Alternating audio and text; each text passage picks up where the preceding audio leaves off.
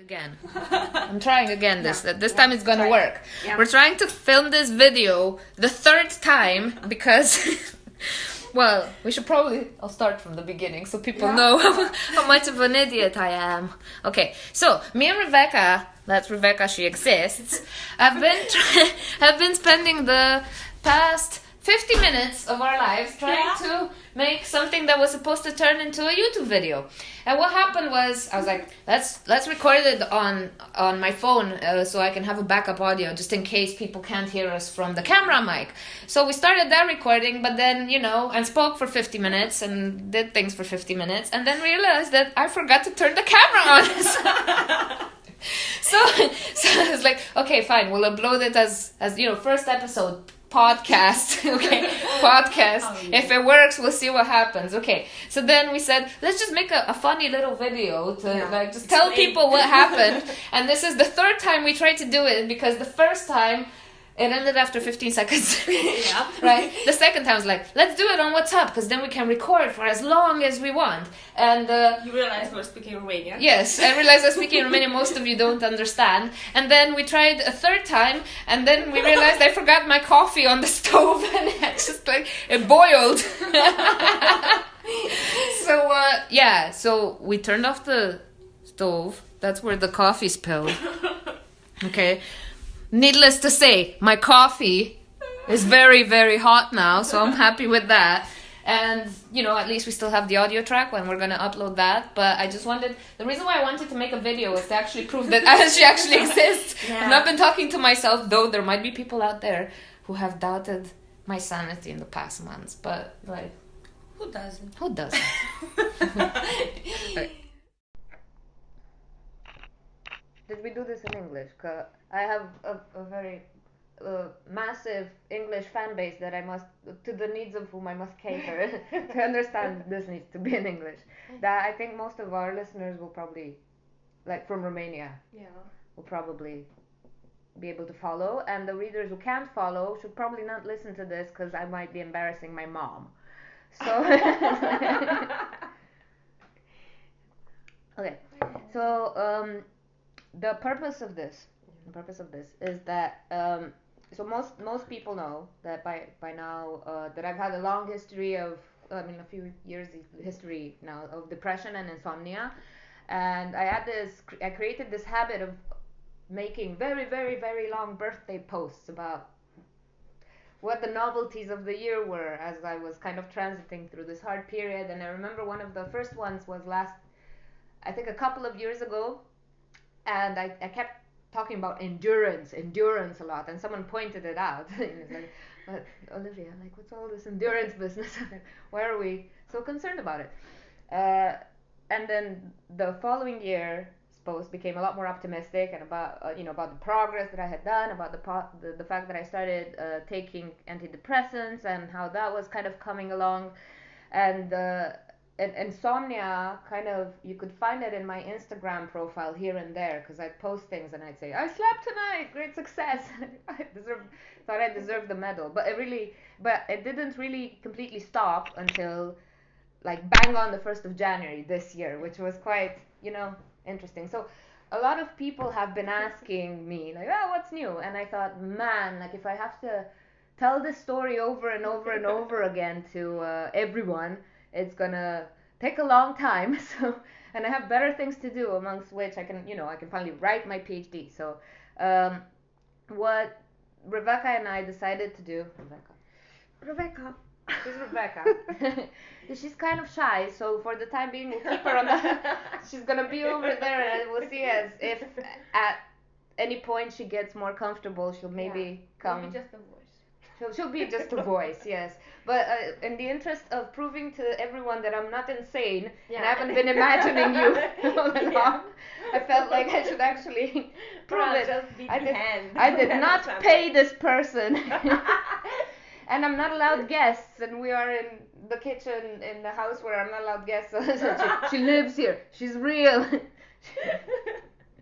Okay. And we've been living in the same house for just around over 6 months now, because I moved in the summer, right? Yeah. So but we didn't really speak much. We'd kind of have casual conversations here and there, but I was on antidepressants, but I was still an insomniac, and it was getting kind of progressively worse. So I didn't really have time to chit chat.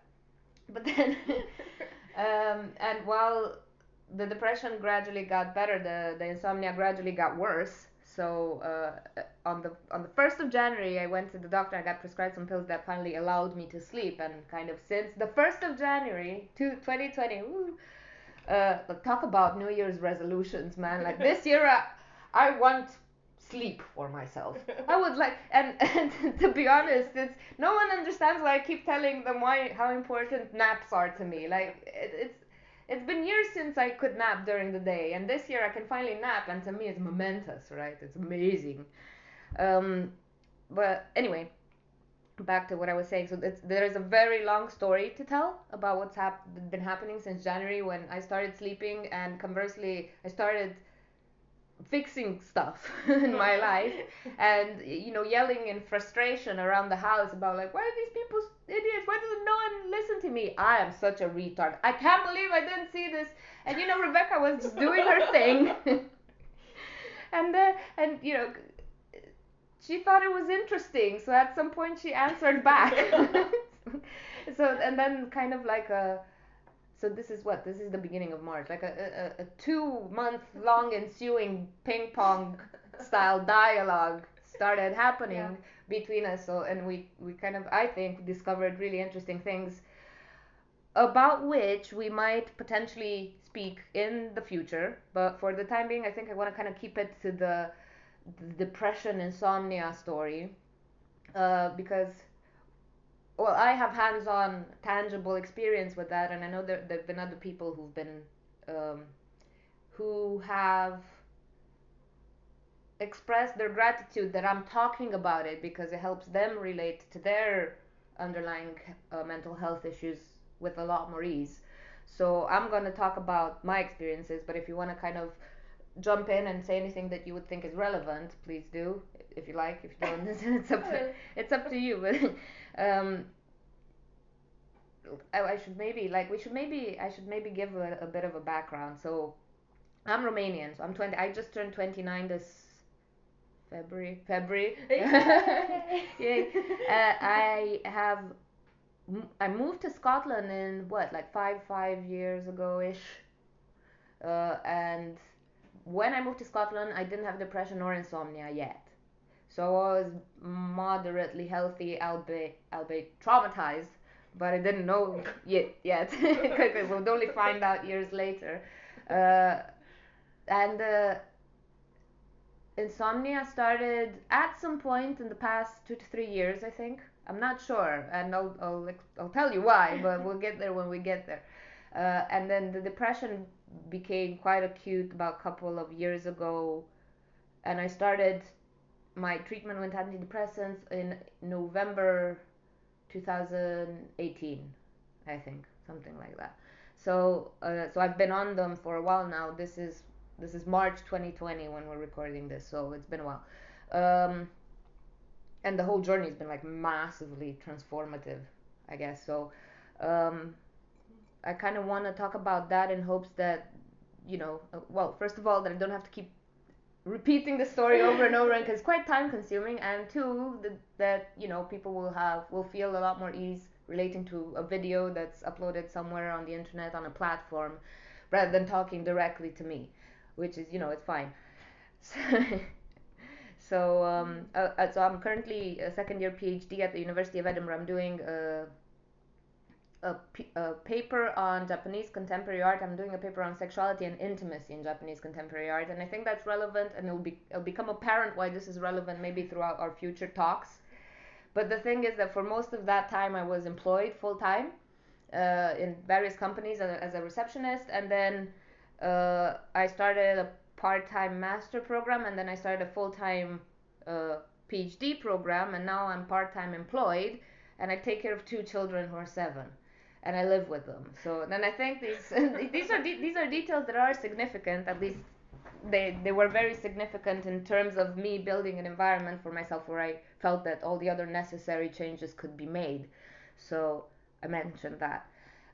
I used to live with my then partner, who I moved to Scotland with, and after we completely destroyed each other's mental stability, I eventually moved out and I live with 2 children, and oddly enough that's a lot more peaceful. You wouldn't expect that, but there you go. And like, they're maniacs themselves. So okay, if you want to add anything to that, I gave people my background, but No, I'm fine. you're fine. My background's enough for now. Okay. I would, however, like to mention our educational background, our common educational background, because I think that's maybe relevant. Yes. Yes, I can mention it. Of course, I can mention it. Why not? Of course. So we both went. This is something that may or may not be relevant, but Raveca and I both went to the same university, the University Babeș-Bolyai University of Cluj-Napoca back in Romania, and we both went to the Faculty of Letters, and we both know the same people. We both took a certain course or a certain couple of courses in on Nietzsche, the Faustic myth, and a couple of other things. So and I kind of want to list your interests, because I'm trying to build a reference background. Like, I want to prove that your knowledge is sound. Because because Raveca, as one does, has this, of course, naturally, has this passion for all things related to neuroscience, linguistics, criminology. Am I missing anything? Religious or origin myths and legends, evolutionary psychology, Freud, Jung, so psychoanalytic psychology, and did I cover the basics? Or yeah, okay, all right. Whereas me, I'm a worldlier person. My interests are a lot more basic. I'm into my astrology shit and my little, solar systems, astronomy, and I dabble in like very basic notions of psychology, and I have practiced psychoanalysis on myself with some degree of success. So, and we'll eventually talk about that. I think maybe we should tell that story too, because that was really fun, but I don't think we can pack it into today. And because I felt that there were some gaps of knowledge that I had, I felt that I should get a little something out of some basic quantum physics theories that are kind of going out there. I listened to some podcasts, I watched some YouTube videos, so I'm not that clueless. However, I can't vouch for the information that I give you from those fields. But to a certain extent, I trust the information that we can give you from like the fields that we're kind of interested in. Yeah. So, and I have quite a religious background, because I was raised Orthodox, attended a lot of Catholic services, so because half of my family was Catholic. I went to a Baptist high school, mostly read most of the Bible, so I'm quite familiar with Christianity as a doctrine and such. Became a non-believer when I was about in high school, so that I went through my old period of arguing against the rest of my class. Everyone was trying to save my soul, and it was lovely, and I love them to death to this day, but it didn't work. But then, whereas later on, because we both went to the Faculty of Letters, I think we both understand how fragile a document is, right? So we can definitely apply that to the Bible as a document, and we know what translation does to a document. We know what interpretation does with a document. We know what we know the process via which a group of people decides what books are relevant and what books are not, and why the apocryph are debatable, blah blah. So because that's just because we're interested in it, and because people have been speaking about this stuff around us for a very, very long time. You're quite well read in most Orthodox Christian literature, so yeah, that's it. If not, we have people. If not, we have people we can ask. We know some people that have some churches in some mountains. I know, yeah. They own some churches. They own some churches. So we kind of done our homework, but I don't want to prove that now. That's just kind of it's just kind of a basis that launches most of the discussions we actually carry out, and then we speculate, and we can't really say for certain that what we're saying is true, but we can allow people into what the conversation looks like, and that I think is safe enough. Okay, cool. So back to January. Well, actually, back to depression. I really kind of want to start there because there was something that you had said at some point that I found very easy to relate to. As I was kind of telling Rebecca about how my depression started, and I do think that my depression had two causes mostly. One was my upbringing, and most of my close friends will know that I come from a family that had quite like I didn't have a very smooth childhood. It's not that my parents were abusive or they didn't love me or anything like that, but they didn't get along very well, and there was abuse from both parties to both parties, and let's just say I grew up in a high stress environment, right? And as a kid, I was also kind of so I have an older sister. She is significantly older than me, so I think that's why mostly we never really got to connect until we were until we were adults, until quite recently, or let's say after I turned 22, 23 was the only time when I could be actually taken seriously by someone who'd be far older than I was, because before then I was still pretty much a teenager. And throughout my childhood, I had very many periods where I had unstable friendships. I'd start friendships, they would last about a year or two, they would end. I'd need to find new friends, and I'd go through the cycle quite a bit, especially because I moved schools during my early childhood a lot. But and in high school specifically, because I attended a Baptist high school and I was from an Orthodox family, and then I also lost my faith. So, and then, started hanging out with crowds. And because I have absolutely no sense of privacy or boundaries about the information that I share with others, as you can probably tell, I did. I did tell my colleagues in school exactly what I would do on a day-to-day basis. So if that included having boyfriends, drinking alcohol, partying, blah blah blah, that's what I told them. So gradually all my girlfriends in high school would stop talking to me because I'd be a bad influence. They'd be growing up into what they wanted to become as adults. So I don't blame anyone for walking away. I don't. Oddly enough, that's when I realized that boys are much more reliable as friends. Thank you, my boyfriends, that you've been great. You've been very present and consistent. That's not to say I don't have girlfriends. Like Rebecca, who you just saw on screen, she definitely exists. She's a friend of mine who's a girl, and I have several others who I absolutely adore.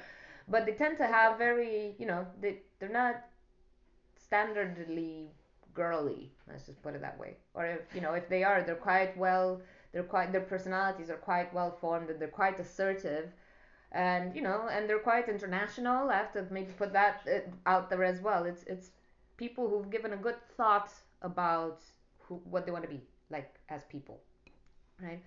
Where that was hard to find, that's hard to find when everyone's 16 or 8. So I don't blame anyone.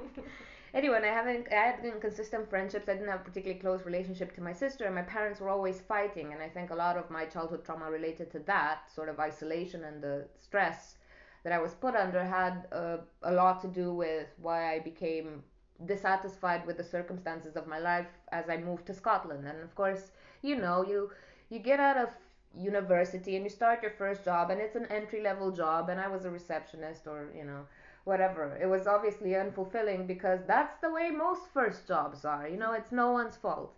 I worked hard, but and especially if you work in a corporate environment, which I did end up doing because I was a hotel receptionist with the Accor hotels with the DoubleTrees, with the Hilton chain. And then I was a corporate receptionist for Diageo, which is that big massive company that makes almost everything you drink, from range of whiskeys and vodka, and like Smirnoff is theirs. Anyway, the thing is they outsource a lot of their services. So I happen to be from a company that was outsourced, and that means that you're not very you're not going to be part of the whole corporate team that looks after one another. You're just the person that answers the phones, and I was the person that answers the phones, and I did it quite well. I'm quite proud of myself, but you didn't really feel like you belonged. And even if you did say, even if my calling in life was to be a receptionist, you know, maybe then I would have been satisfied, but my calling in life was not to be a receptionist, because that's boring. You can answer so many phone calls before they become repetitive. So I was genuinely dissatisfied after a while, and the fact that I was working full time and I was working towards studying part time meant that I was taking up quite a lot of my time, like quite a lot. And to I remember developing very bad habits in that period where I would be quite nitpicky about what I would do. So if I chose a leisure activity, that meant that I can't do anything else in the meantime. That was a poorly chosen activity, even if I enjoyed it. So, for instance, watching Netflix, for instance, meant that I could do my nails and shave my legs and stuff. So everything had to have a dual purpose. Everything had to be efficient. Everything had to be tightly packed, because how does one do a full-time job and part-time postgraduate program at the same time? So it was quite hard on me. Plus, there were also like financial barriers back then. It was very much a need to raise money to pay thousands of pounds for this school thing, and so that took a toll. And I think that's when the insomnia first started. But I can't tell for sure because I smoked very much weed back then. I've told my parents since, but I have stopped smoking weed, so no one hopefully will go to jail as a result of this or get any fines or anything as a result of this video. But I used to, because I smoked it quite intensely. I smoked it every day. I couldn't tell when the insomnia appeared, like, because I was stoning myself to sleep every day anyway. I only noticed when I needed to increase the amount. So that's why I say it's an estimation, 2-3 years, in between 2 and 3 years.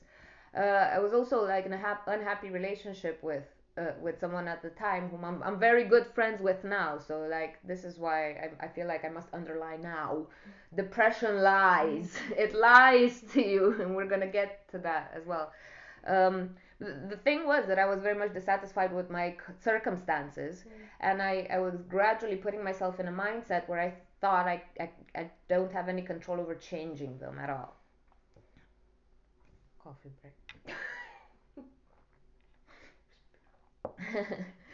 And then eventually, like, well, I set myself, and this, so to anyone who has or is suffering from a depression, I really highly recommend this strategy because it worked for me, and if it doesn't work, it gets quite serious. I thought, because I wasn't sure what depression was, and I thought that, okay, at some point suicidal thoughts came to mind. It was never something that I ever thought of implementing, ever.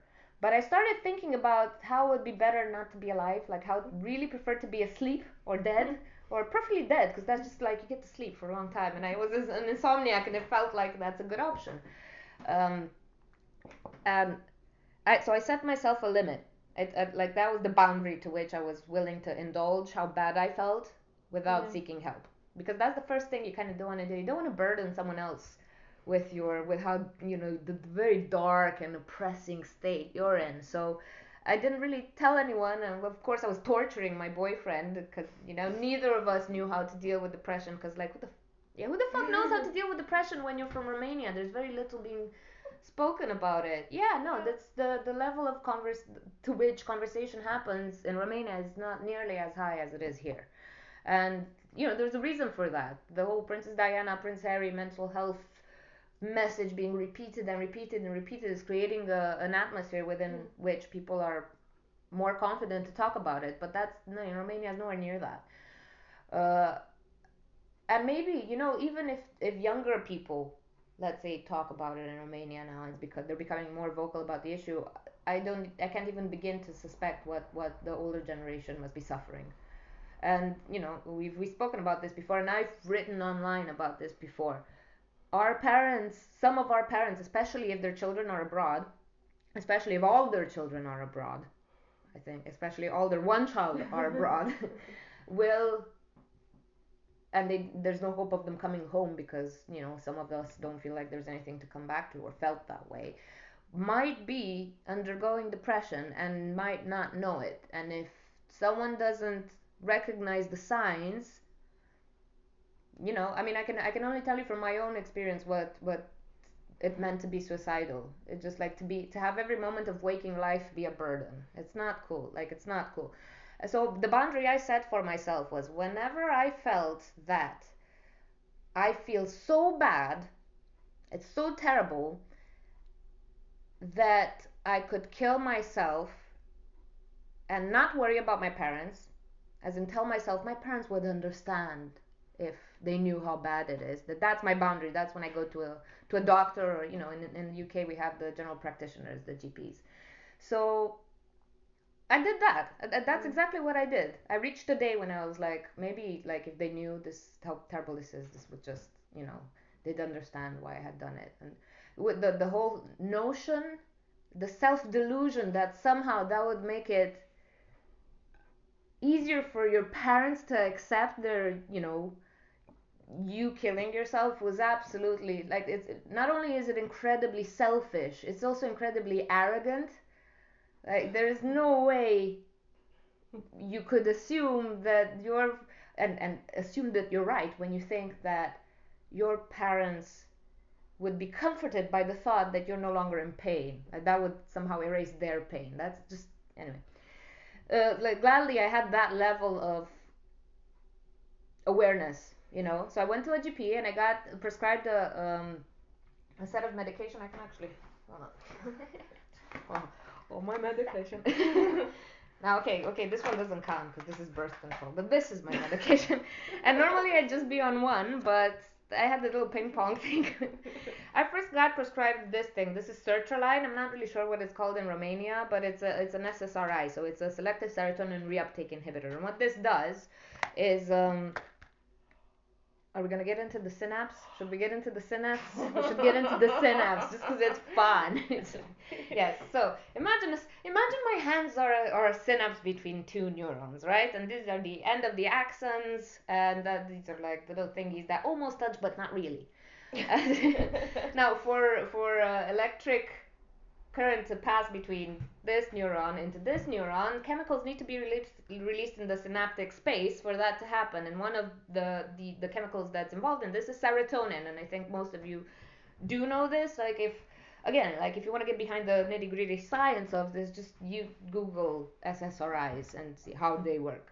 Now, when you're depressed, your stress levels are so high, so your adrenaline and cortical levels usually, but again, I might not have this exactly right, but this is the basic science of it, are so high that at some point they get depleted. Now, the reason why we need adrenaline or cortisol is because it really keeps us trying to protect ourselves and, you know, just what was the word, like, self-conservation. It helps you, like, it'll make you want to fight for your life, and that's what they're responsible for, making this fight or flight response when you're in danger. Now, when you're depressed for so long that all these levels get depleted, obviously the motivational factor is faulty, or, you know, in our case, in my case at least, inexistent. So there's no reason that you want to live anymore. And I think Sapolsky's definition was really nice. It was like, it was I can't remember exactly, but I think the last line of it is brilliant.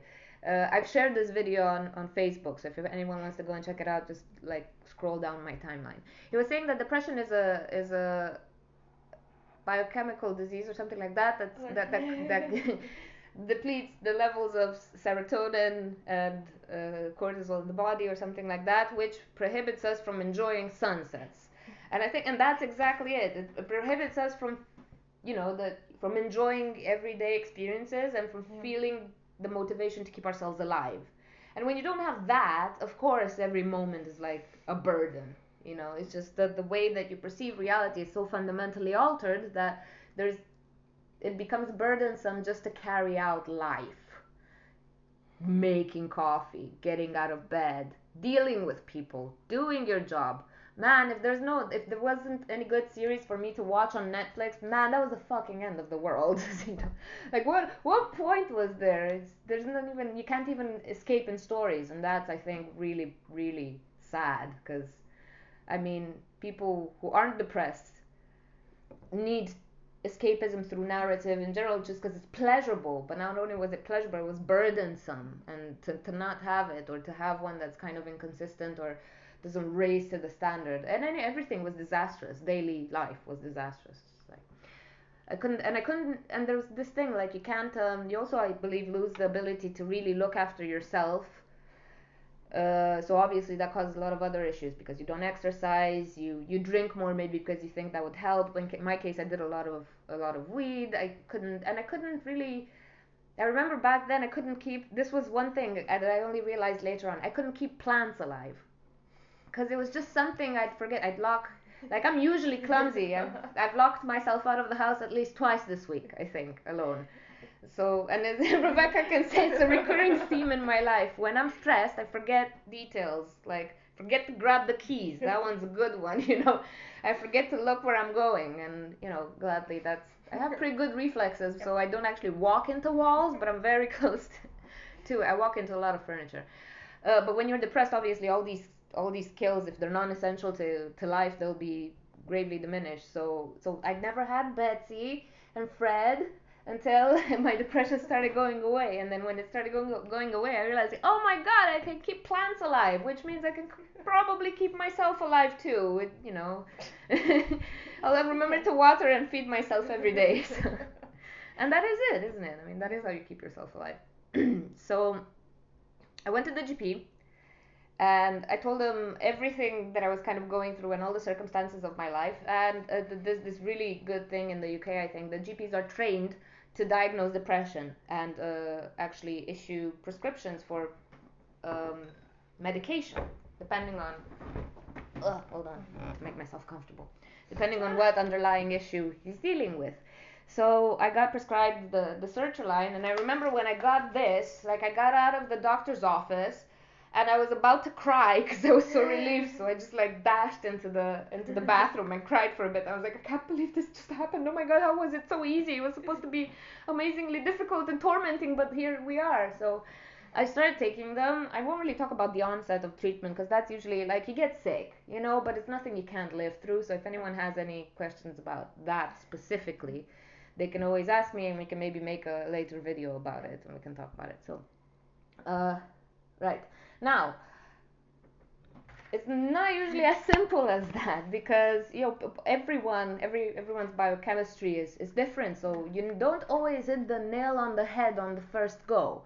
And even though you might think that might be the case, and in my case, I got the depression did go away. I felt amazing. It was like, oh my god, sunshine is actually enjoyable. And I live in the UK, and that's saying something, you know. I live in Scotland, of all places. But the problem is that it wasn't a problem. The doctor did his best, and then he didn't want to undo the good that he had done. Didn't fix the insomnia. And I do think that my depression was actually a result of my insomnia. And my insomnia was a result of the fact that I was massively stressed and I was doing too much stuff, basically.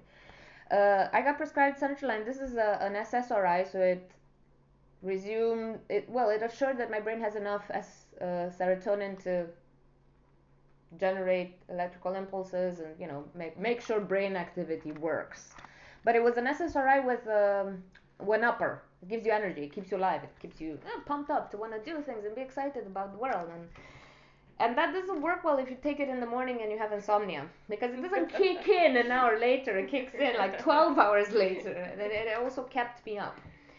But at least I was happy until I was up so much that the weed couldn't put me to bed anymore. And it just so happened that I was taken to a private practice who for my sleeping issues, and was prescribed another SSRI, which is this one. This is an SSRI with an upper, and this is an SSRI with a downer. Now, my doctor said they don't want to prescribe sleeping pills because if I'm young, fit, and healthy, I shouldn't need them. And I was like, well, you tell my brain that. And he's like, fine, I'll tell your brain that. So he didn't give me sleeping pills, and he gave me another SSRI.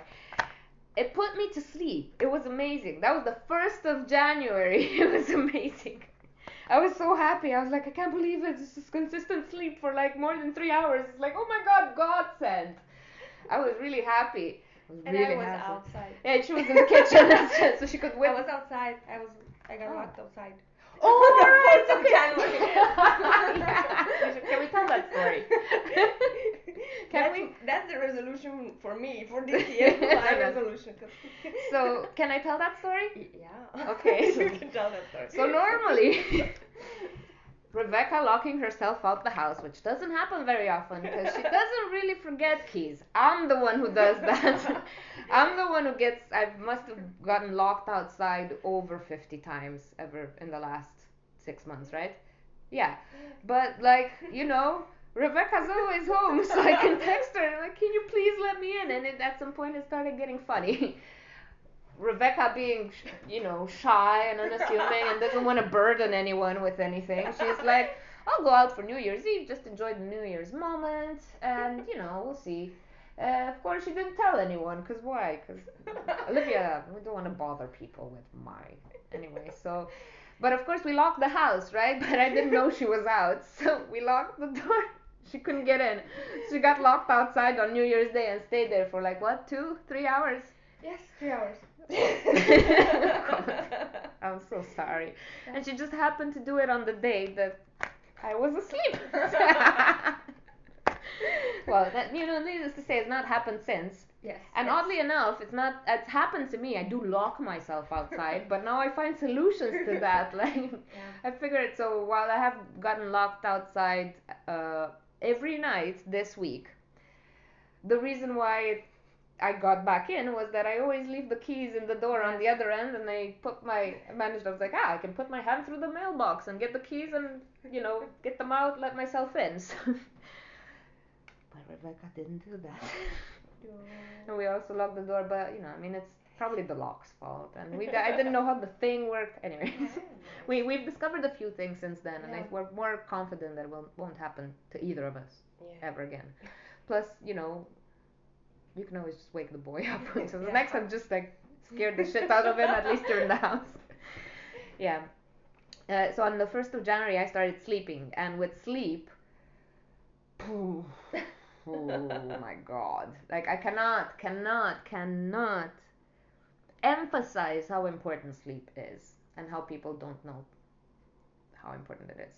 Because once I started sleeping, holy mother of God, not only have I started fixing it, putting into motion things that could potentially resolve entire familial drama and trauma, and everyone was traumatized by it, and myself. I psychoanalyzed myself with Rebecca's help, and I'll tell you how that happened in a second. I discovered my entire PhD thesis argument. This was all within the first 2 weeks, I think. Yeah. What else did I do? I feel like we've made more progress, but I can't remember what it is. There's a lot of stuff that happened. Yeah. Oh yeah, we did that algorithm thing. Yeah, so we now believe that we have maybe explained life, the universe, and everything, but that's for another video. And I still believe that to be mostly the case. I know how that sounds, but I don't care how it sounds. I don't care. Right. By this point, my serotonin levels had increased so much that I was getting high on my own serotonin. So that's called serotonin syndrome. So what that, I naively believed that maybe if I have too much serotonin, I'll just be, extra happy, which is not true. You kind of almost die. That's what happens. Too much serotonin makes you manic, and mania, if it gets out of hand, can turn into manic psychosis, and it could cause, because it's so high blood pressure, increased heart rate and stuff like that, it could cause strokes amongst other things. I did not know that at the time. I was like, oh, it's just fun, I might almost die, but at least I'm saving everyone's life. And until I went to my doctor, and she said, okay, that is not good. You could have been manic psychotic, we would have had to hospitalize you, and you could have also maybe died or gotten a stroke or something. I was like, okay, oops. I thought I could handle that, but because I was having all these revelations on a daily basis that I felt I kind of neglected the fact that I was also, so let's just put it this way. I ended a relationship because people thought I was crazy I kind of was, because I was tripping on my own serotonin, but I knew how clear-headed I was, but everyone else, I was just crazy person, just waving about, doing uncontrollable things and just doing yoga all over the place. It's kind of like being on too much coffee or being high on MDMA for too long. Like, there are risks associated to that as well, obviously. And, you know, once my doctor told me, call us next time you almost feel like dying. I still don't. I'm still like, no, this will be fine in a couple of hours. I should really start calling them. Do not do this.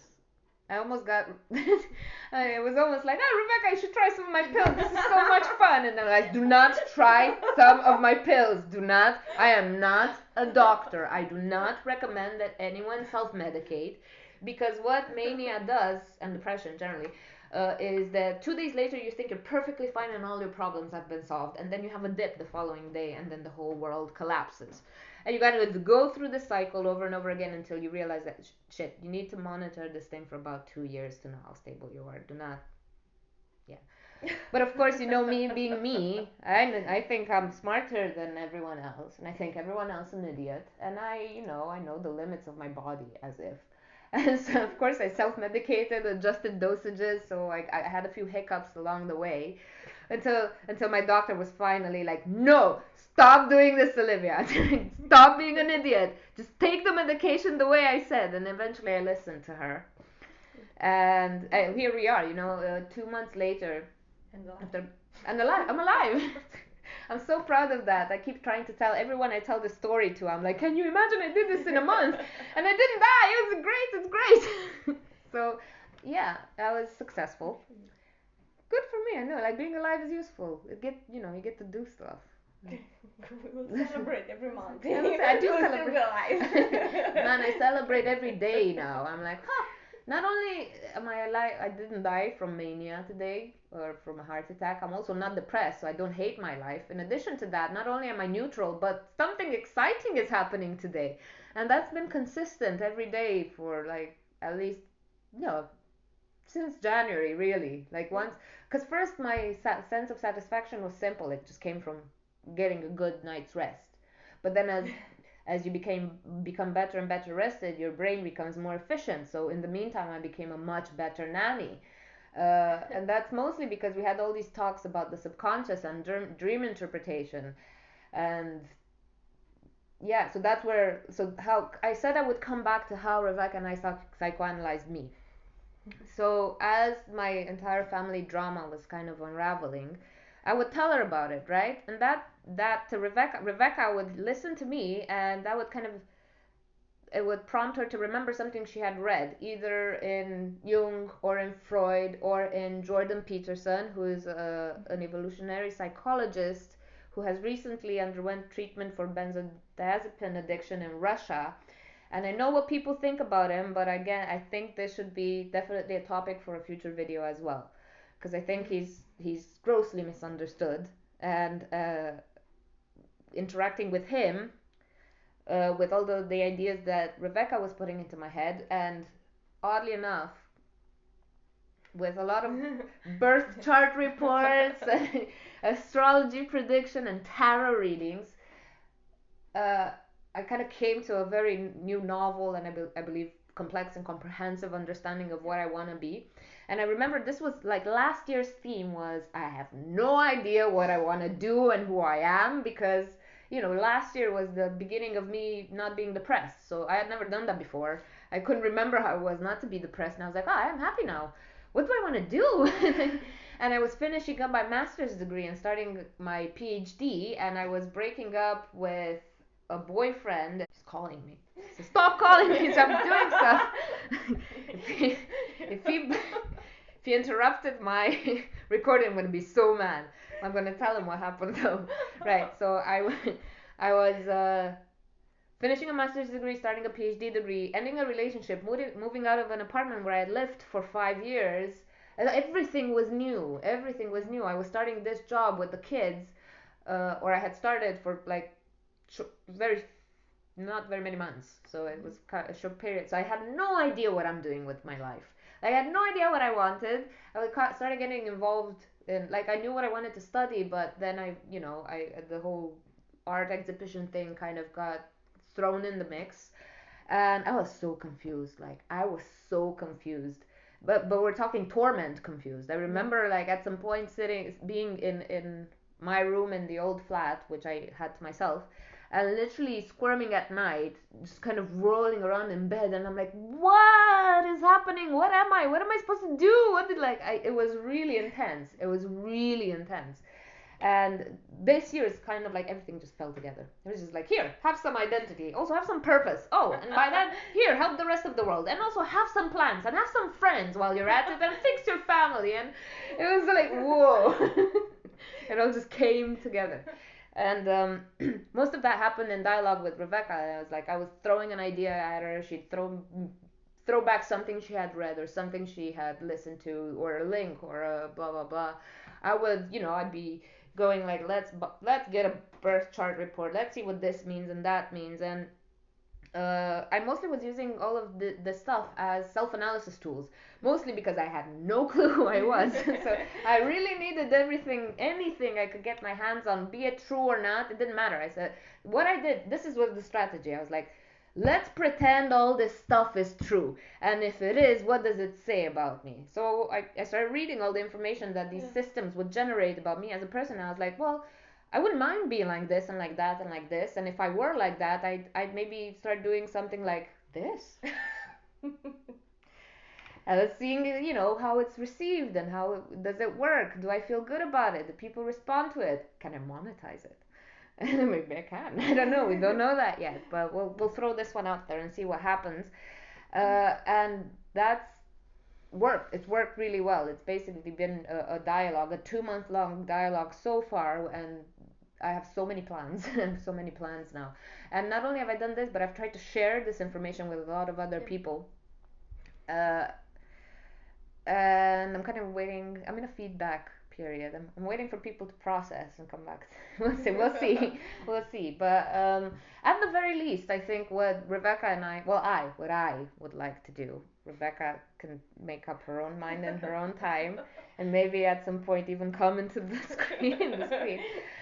We were thinking about potentially making this a YouTube channel. If we do kind of register a good response, and you guys want to find out more about, how what are, this is like, for now you've just kind of learned about my mental health trajectory, and how, the impact that depression and insomnia and, other mental health sort of disorders will have on your life, and how you can pick yourself out of there, and how that usually very much involves asking for help.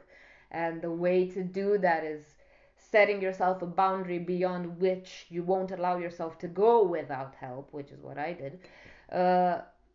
I think this topic is relevant to very many people nowadays, but we can get into more stuff. Like, there's so many stories to be told.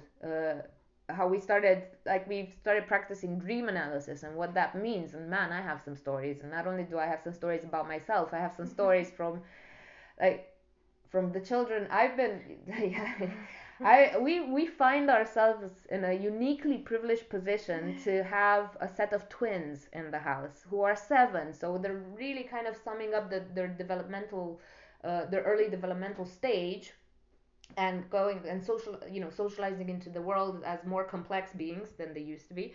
And that's really making really interesting things happen. And it has very much to do with how they interact with their subconscious, and how, mostly because I've interacted more with mine, so I'm prompting them that way, and what's turning up in terms of how their brain process their fears and their place in the world, and everything is really interesting. So I could tell you more about that without getting into too many details. Keep it at a very objective level, where it's just like fucking fascinating, and we can tell them about that story with the toilet. And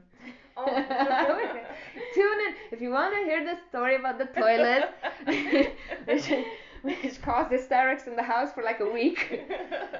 Let me know if you want us to record that video. That'll be fun. Yeah. So there's that, but this could also branch out into like how I used astrology, and how we used kind of everything that we know from religion and religious writings. And keep in mind, I wasn't religious when I started all of this. I was agnostic at best.